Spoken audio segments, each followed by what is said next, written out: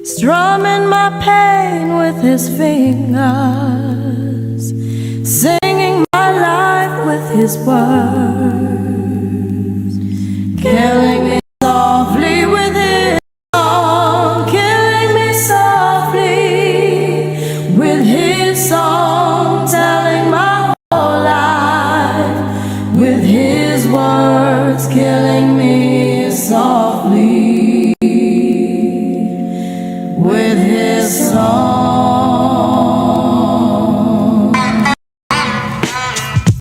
And baby, we tired of listening to it.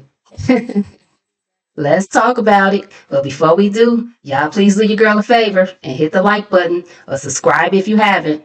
All right, let's get into what we came here for. The mess. So the call opens up with Nesto getting right to it. He asks Lamont, "What you got, man?" And as we know, Lamont doesn't ever have shit. So he responds improperly. He says, "What's going on, player?" And Nesto immediately threw down his victim card. Child, early in the game. Lamont took his spade with a heart and was like, "Don't start that shit. You good to go." I fell out.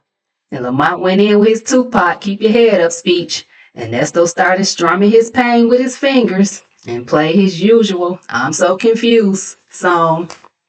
Nesto, can you please get a new tune, sir? For real. That went on for about 5 minutes. He let us know that he was going to play it for Miss Shirley too after he hang up with Lamont. And y'all know he likes to F up her day any way that he can. Lamont decided to break out his guitar and play Nesto a song. He told him about the time he got locked up and how he was under the impression that he was getting out, but was held for 3 more months.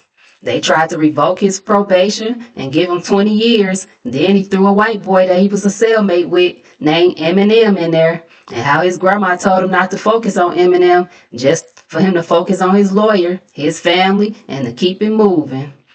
And child, none of it made a bit of sense. Then he ended it with, "Now if you need some money, I'll put some money on your books."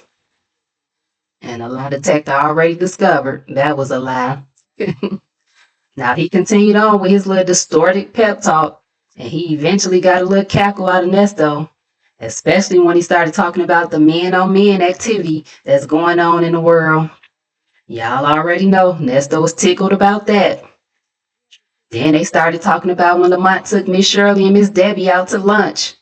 Y'all know he had them pay the bill, but because he rode in the back seat, held the door open for him, and sat at the table, he took them out. Yeah, some old bum shit. Nesto said, yeah, they said they had a good time. Then Lamont decided to put a little bug in Nesto's ear. He was like, "You know Big Red ain't on your side." And Nesto said, "Which one is that?" Because y'all know they have so many code names, and old Nesto is starting to get up there in age. He can't keep up. Lamont then said that he peeped Big Red at some birthday party and that he knew she was on some other shit. I said, "Nah, Lamont, you just mad that Big Red peeped that y'all was on some other shit." Then he asked, "Was Big Red from Chicago?" And Nesto said, "Yeah." And Lamont was like, "Yeah, she is now trying to get some stuff out the storage because she ain't got no clothes. And Miss Shirley and her friends be out here looking fly. And Big Red can't keep up." And I was like, "Lamont, you sounding real girly right now." Child, Nesto love to call Miss Debbie a cackling hen. But every call of his, with him and all his key players, they do the most cackling. Lamont then asked Nesto if he knew how to find Dominique, due to her name is the one that's on the storage, and the storage is up for renewal. And Nesto said that he was okay with Big Red putting storage in her name if she wanted to. And Lamont told him that it don't work like that Dominique would have to show up with the keys.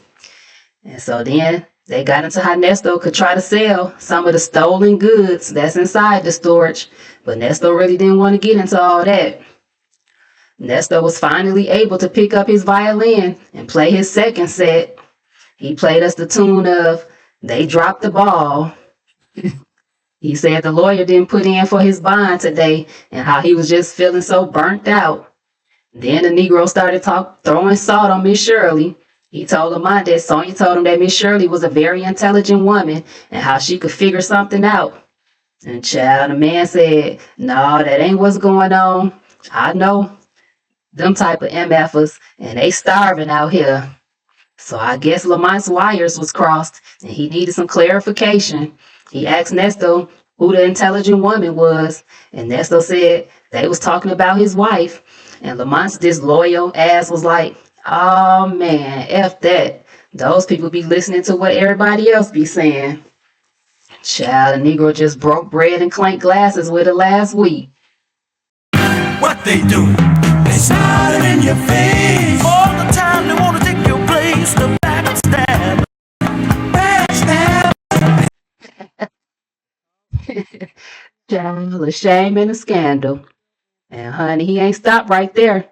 Lamont started talking about how Miss Shirley was like, "I had my own money, my own G-Wagon, and people told me I made a mistake."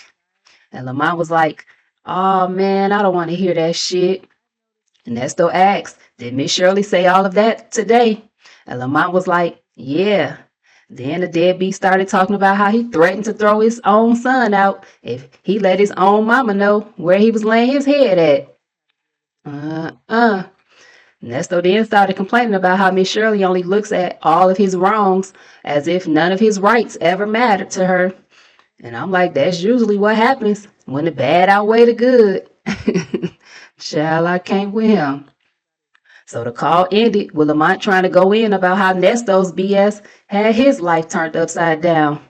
And then Global Telling told both of them it was time to shut up and throw those raggedy instruments down.